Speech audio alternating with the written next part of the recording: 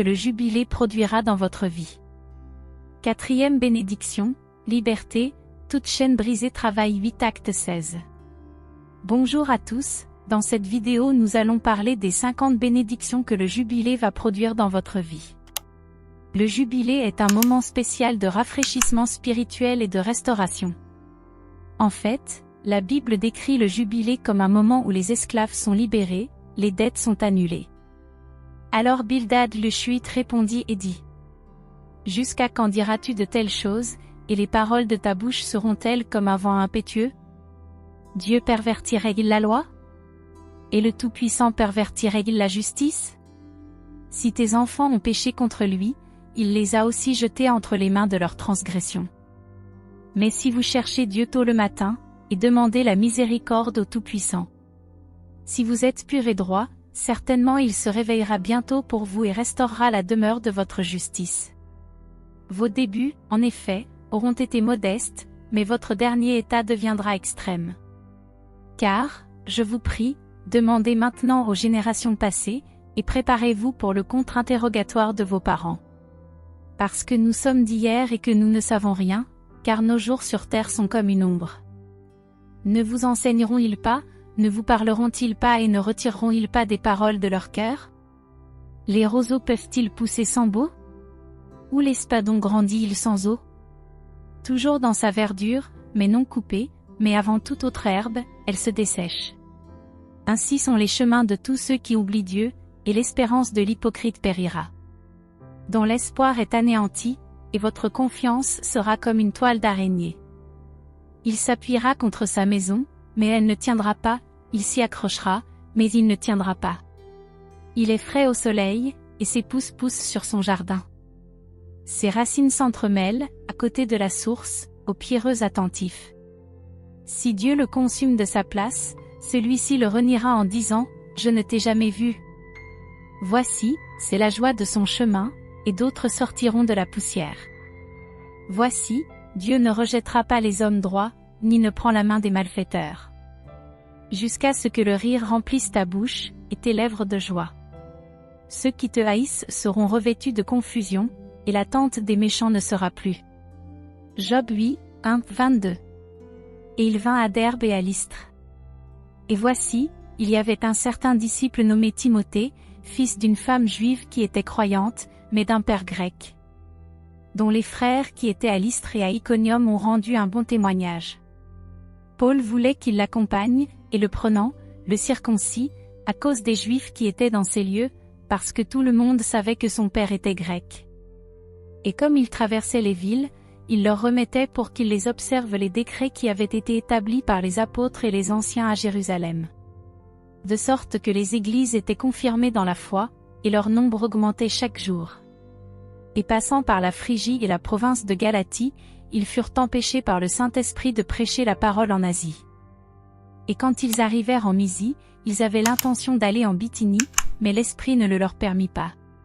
Et ayant traversé la Mysie, ils descendirent à Troa. Et Paul eut une vision de nuit, dans laquelle un homme de Macédoine se leva, et le supplia, disant: Passe en Macédoine, et aide-nous.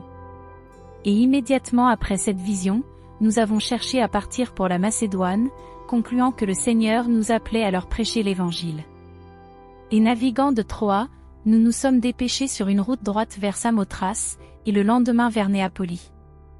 Et de là à Philippe, qui est la première ville de cette partie de la Macédoine, et qui est une colonie, et nous sommes restés quelques jours dans cette ville. Et le jour du sabbat, nous sommes sortis des portes jusqu'au bord du fleuve, où la prière était de coutume, et nous nous sommes assis et avons parlé aux femmes qui étaient rassemblées là.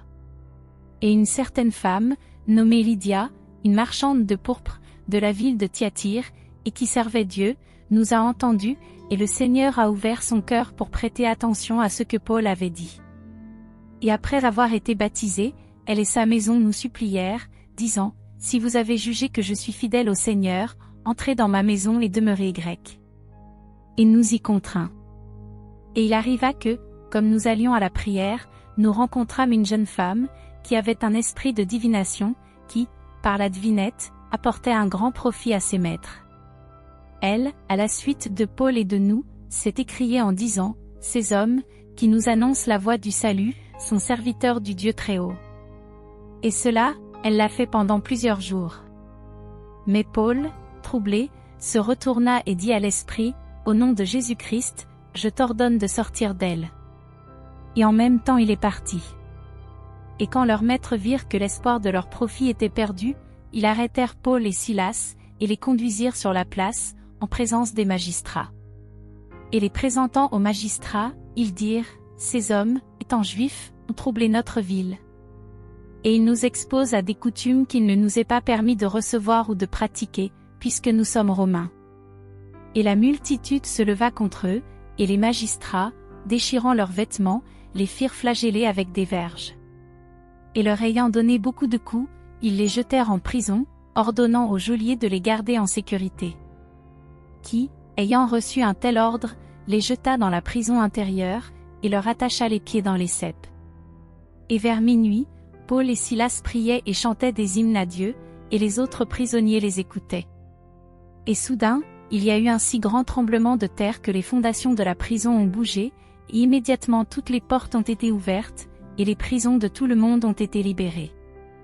Et réveillant le geôlier, et voyant les portes de la prison s'ouvrir, il tira son épée, et voulut se tuer, pensant que les prisonniers s'étaient déjà enfuis.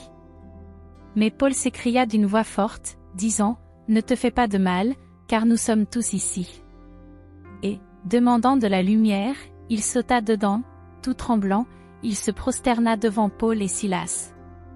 Et les faisant sortir, il dit, « Messieurs, que dois-je faire pour être sauvé ?»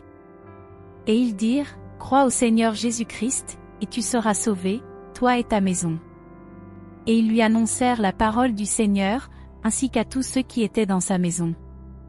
Et les emmenant avec lui à cette même heure de la nuit, il lava leurs rayures, et aussitôt il fut baptisé, lui et toute sa famille. Et, les emmenant chez lui, il leur mit le couvert, et, dans sa croyance en Dieu, il se réjouissait avec toute sa maison. Et quand il fit jour, les magistrats envoyèrent des troupes, disant, « Relâchez ces hommes. » Et le geôlier rapporta ces paroles à Paul, disant, « Les magistrats ont ordonné que je te relâche, maintenant donc, sortez et allez en paix. » Mais Paul répondit, « Nous ont-ils publiquement fouettés et, étant des hommes romains, sans être condamnés, nous ont-ils jetés en prison, et maintenant nous ont-ils chassés secrètement? Il n'en sera pas ainsi, mais viens nous sortir. » Et les bandits allèrent dire ces mots aux magistrats, et ils eurent peur, apprenant qu'ils étaient romains. Et quand ils sont venus, ils les ont priés, et, les faisant sortir, leur a demandé de quitter la ville. Et sortant de la prison, ils entrèrent dans la maison de Lydia et, voyant les frères, les consolèrent, puis partirent. Acte 16, 1-40. J'espère que cette vidéo vous a plu et qu'elle a été édifiante pour votre vie. Si vous souhaitez recevoir plus de contenu comme celui-ci, n'oubliez pas de vous abonner à la chaîne Palavra Prophetica et d'activer la cloche pour ne manquer aucune actualité. Aimez et partagez également cette vidéo avec vos amis et votre famille sur les réseaux sociaux. Que Dieu vous bénisse et à la prochaine.